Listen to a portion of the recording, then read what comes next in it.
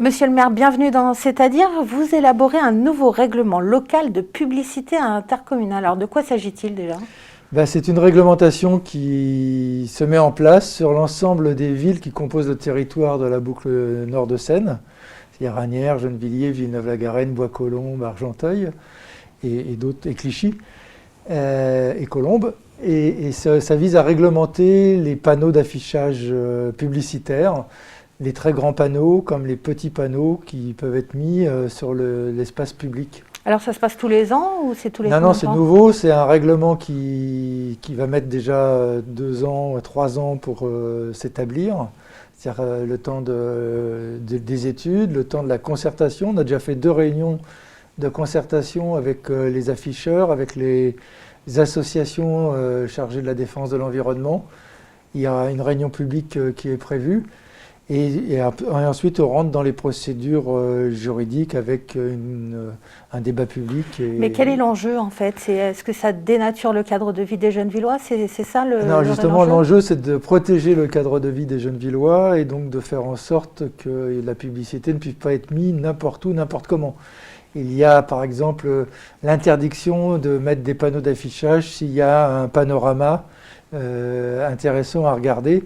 Je le dis toujours en plaisantant, par exemple sur Argenteuil, il y a des vues sur Gennevilliers, on ne va pas mettre des panneaux qui cacheraient la vue sur Gennevilliers à Argenteuil. Plus sérieusement, on s'est mis d'accord pour interdire par exemple la publicité numérique, qui de mon point de vue est très agressive avec des flashs vidéo, des films, de la lumière, et donc de faire en sorte d'être aussi plus économe en électricité et d'être un peu moins agressif vis-à-vis des habitants. Et ça, c'est partagé par l'ensemble des communes ou il faut que ça soit obligatoirement partagé par l'ensemble des communes ou il peut y avoir des spécificités en fonction des territoires parce qu'à Asnières, ils ont des panneaux lumineux. Il faut qu'il y ait une cohérence territoriale et il faut que ce soit partagé et en même temps, on peut prendre en compte des spécificités de ville ou de territoire. Par exemple, il y a des spécificités prises en compte s'il y a des bâtiments classés au patrimoine.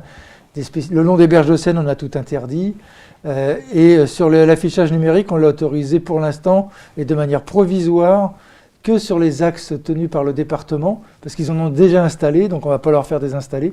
Mais par contre, ils ne pourront pas en installer d'autres. Est-ce qu'actuellement, il y a des problématiques sur ce cadre de vie ou est-ce que c'est une continuité ?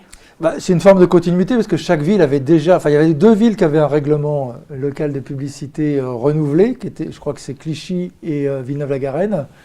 Toutes les autres villes devaient le faire. Donc c'est une continuité dans l'encadrement. Chacun comprend que si on n'encadrait pas, il y aurait des panneaux partout puisque ça rapporte la publicité. D'ailleurs, en parlant de rapport, c'est combien du budget de la ville à peu près ? Est-ce que c'est un bon... Non, ce n'est pas un rapport de ce type. C'est-à-dire que sur les panneaux sucettes ou les grands panneaux qu'on appelle sucettes, c'est-à-dire les petits panneaux sur les trottoirs, et les grands panneaux, ce n'est pas un rapport à la ville, c'est surtout l'autorisation d'utiliser régulièrement ces facettes gratuitement par la ville pour faire de l'information municipale.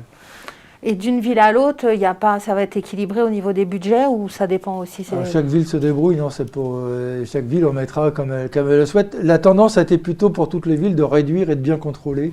De ce point de vue-là, on a un accord à peu près intéressant de chacune de nos villes. Et en dehors des panneaux d'affichage qui sont des informations villes, est-ce que vous avez le choix des publicités qui sont diffusées sur ces panneaux ? Non, ça c'est complètement privé. Après, c'est un accord entre le publicitaire et ses clients. En dehors de ces enseignes, au niveau de l'éclairage public, là vous parliez de pollution lumineuse, où est-ce que vous en êtes sur l'éclairage public ? Ça, on travaille avec les services techniques de la ville, là, parce que là ça dépend vraiment de la ville, c'est plus Enedis, pour que l'éclairage s'éteigne à certaines heures ou baisse en luminosité. Et surtout, on est en train donc en économie d'énergie, on est en train de tout transformer en LED, ce qui peut nous permettre de faire beaucoup d'économies d'énergie. Je crois que c'est de 30 à 40% d'économie à la fois budgétaire et d'énergie. Et aussi d'avoir des lampadaires qui n'éclairent plus en haut, mais qui éclairent en bas, pour limiter la pollution lumineuse, tout en garantissant une forme de sentiment de sécurité pour celles et ceux qui veulent se promener le soir. L'association Les Urbaines avait souligné ce fait que de ne pas avoir d'éclairage la nuit, ça pouvait être dangereux. C'est pour ça que nous sommes toujours pris entre deux feux, je dirais, l'enjeu environnemental qui est de ne pas perturber la faune et la flore la nuit, et l'enjeu de sentiment de sécurité dont on a droit, et donc d'avoir un éclairage. C'est pour ça qu'on travaille à ces éclairages qui sont très dirigés vers le sol. On arrête là, on se retrouve la semaine prochaine dans C'est-à-dire.